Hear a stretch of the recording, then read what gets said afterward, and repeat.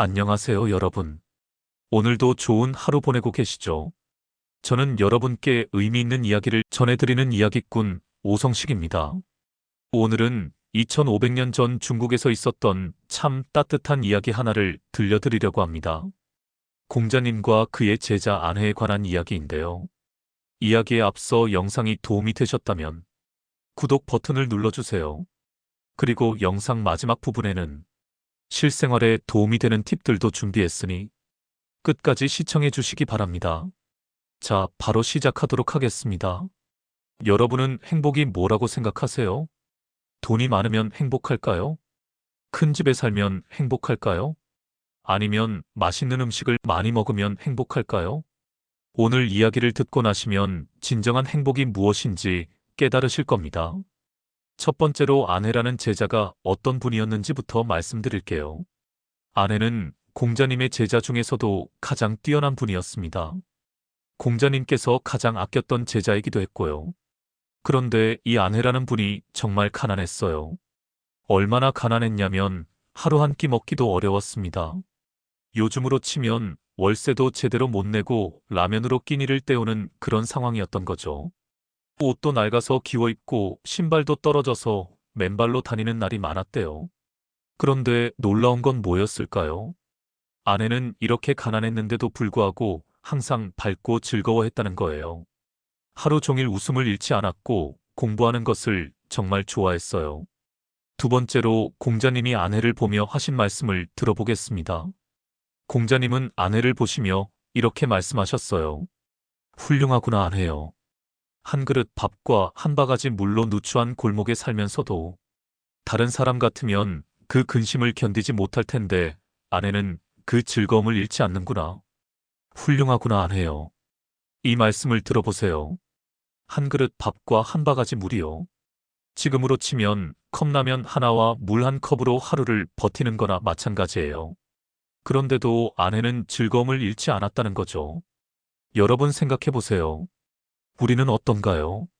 조금만 불편해도 짜증이 나고 원하는 걸 못 사면 기분이 나빠지잖아요. 그런데 아내는 정말 극도로 가난했는데도 행복해했어요.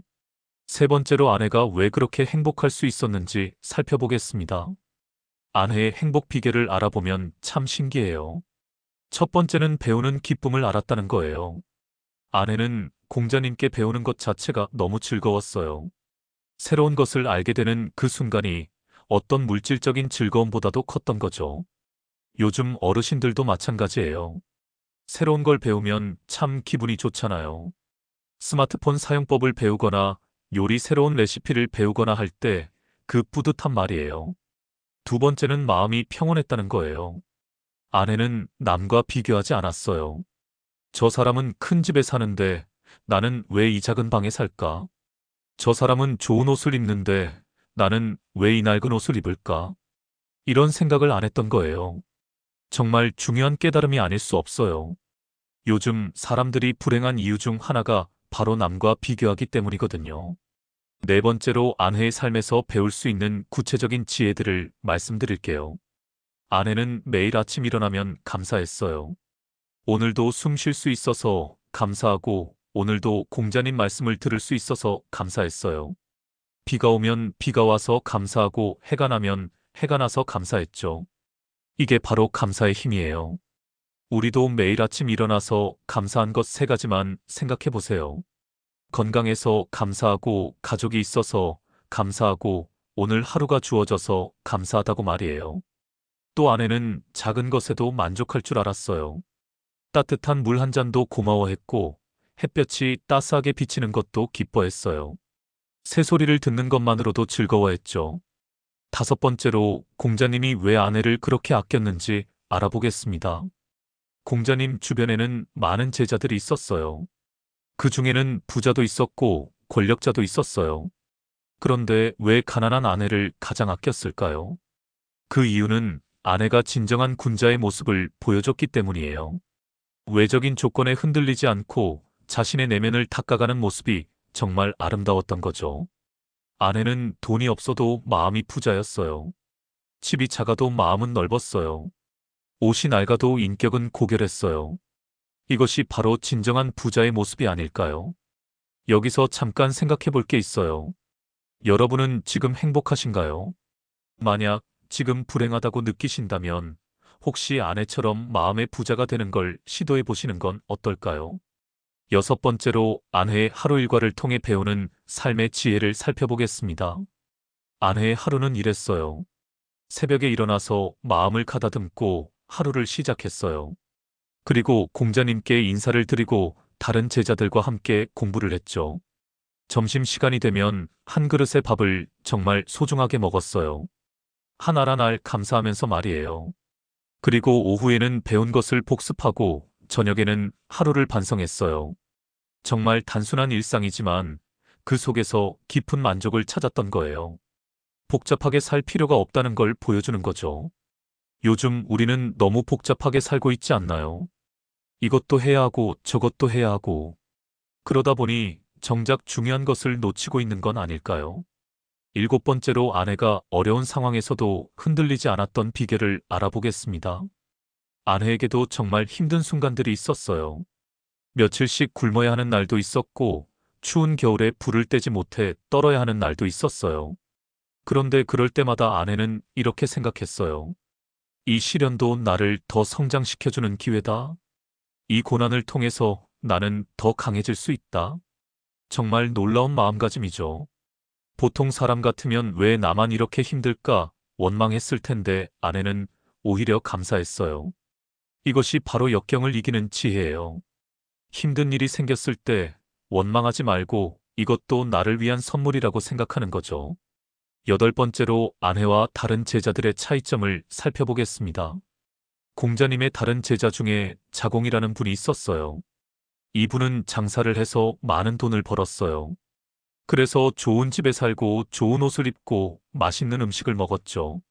그런데 자공은 가끔 불만이 있었어요.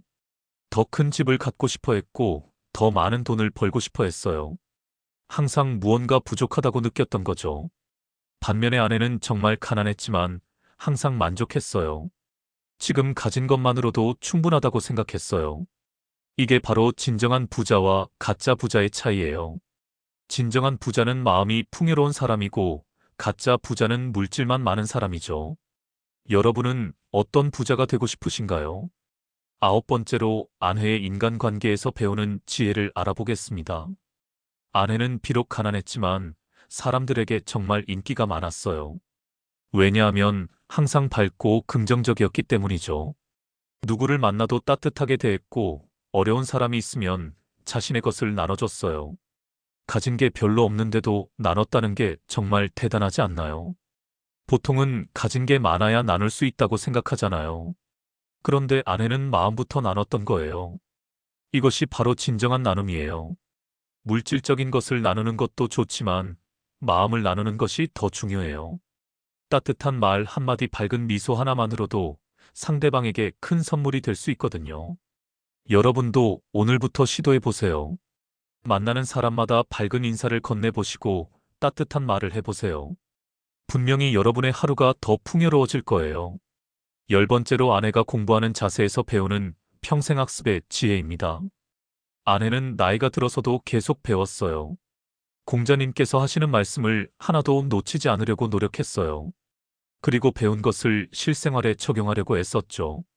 요즘 어르신들도 마찬가지예요. 나이가 들었다고 해서 배움을 멈출 필요는 없어요. 새로운 취미를 배우거나 새로운 기술을 익히거나 새로운 사람들을 만나는 것 모두가 공부예요. 배움의 기쁨을 아는 사람은 절대로 늙지 않아요. 마음이 항상 젊고 활기차거든요. 아내가 그랬듯이 말이에요. 11번째로 아내의 감정관리법을 살펴보겠습니다. 아내도 사람이니까 때로는 화가 나거나 속상한 일이 있었을 거예요. 그런데 그럴 때마다 어떻게 했을까요? 아내는 감정에 휘둘리지 않았어요. 화가 나면 잠시 멈춰서 심호흡을 하고 왜 화가 났는지 생각해 봤어요. 그리고 그 상황에서 배울 점은 없는지 찾아봤죠. 이것이 바로 감정의 달인이 되는 방법이에요. 감정을 억누르는 게 아니라 감정을 이해하고 관리하는 거예요. 요즘 스트레스가 많으시죠? 그럴 때마다 아내처럼 한번 멈춰서 생각해 보세요. 이 상황에서 내가 배울 수 있는 게 뭘까? 이 경험이 나를 어떻게 성장시켜 줄까? 12번째로 아내가 죽음을 맞이하는 자세에서 배우는 삶의 의미입니다. 아내는 아쉽게도 젊은 나이에 세상을 떠났어요. 그런데 죽음 앞에서도 당당했어요. 후회하지 않았어요. 왜냐하면 자신이 원하는 대로 살았기 때문이죠. 물질적으로는 가난했지만 정신적으로는 정말 풍요로운 삶을 살았어요. 사랑하는 스승님 곁에서 좋아하는 공부를 하며 뜻맞는 벗들과 함께 시간을 보냈어요. 이것이 바로 성공한 인생이 아닐까요? 돈을 많이 벌거나 높은 지위에 오르는 것보다 자신다운 삶을 사는 게 더 중요한 거죠. 공자님은 아내가 죽었을 때 정말 슬퍼하셨어요. 하늘이 나를 버렸다고 하시며 눈물을 흘리셨죠. 그만큼 아내는 소중한 제자였던 거예요. 13번째로 아내의 이야기가 현대를 사는 우리에게 주는 메시지를 정리해 보겠습니다. 첫 번째 메시지는 행복은 가진 것에 많고 적음에 달려있지 않다는 거예요. 마음가짐에 달려있다는 거죠. 감사할 줄 알고 만족할 줄 알면 조금 가져도 행복할 수 있어요. 두 번째 메시지는 배움의 기쁨을 잊지 말라는 거예요. 나이가 들어도 호기심을 갖고 새로운 것을 배우려고 하면 삶이 훨씬 즐거워져요. 세 번째 메시지는 인간관계의 소중함이에요. 진정한 친구 하나가 돈 1000냥보다 귀하다는 말이 있잖아요.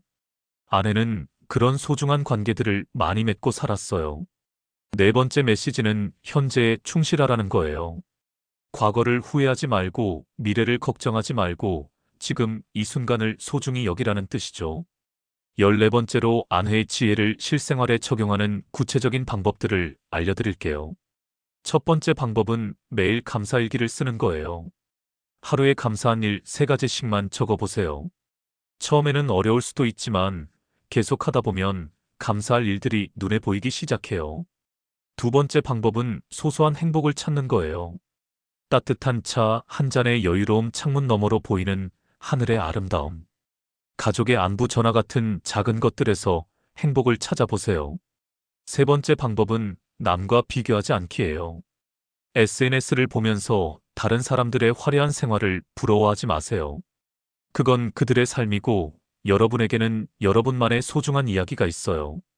네 번째 방법은 꾸준히 배우는 거예요. 책을 읽거나 새로운 취미를 배우거나 새로운 사람들을 만나보세요. 배움은 나이에 상관없이 누구에게나 기쁨을 줘요. 다섯 번째 방법은 나눔을 실천하는 거예요. 큰 것을 나누지 못해도 괜찮아요.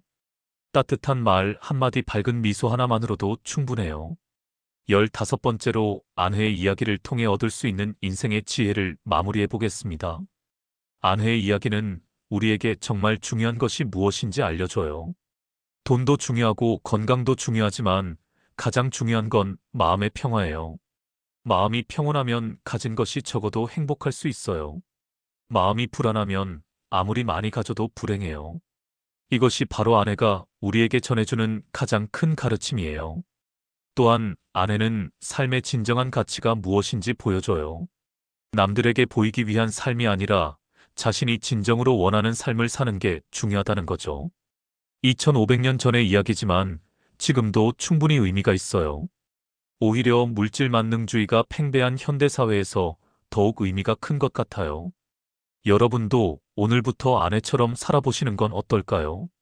가진 것에 감사하고 배우는 것을 즐기고 사람들과 따뜻한 관계를 맺으며 현재에 충실한 삶 말이에요. 마지막으로 실생활에서 바로 적용할 수 있는 아내의 지혜 5가지를 정리해 드릴게요. 첫 번째는 아침에 일어나자마자 감사한 마음 갖기입니다. 오늘도 숨 쉴 수 있음에 감사하고 새로운 하루가 시작됨에 감사하세요. 두 번째는 하루에 한 가지씩 새로운 것 배우기입니다. 작은 것이라도 좋으니까 매일 뭔가 새로운 걸 배워보세요. 새로운 단어를 알게 되거나 새로운 요리법을 배우거나 하는 것처럼요. 세 번째는 만나는 사람마다 밝은 인사하기입니다. 진심으로 반가워하며 인사를 건네보세요. 상대방도 기분이 좋아지고 여러분도 기분이 좋아질 거예요. 네 번째는 하루 끝에 반성하는 시간 갖기입니다.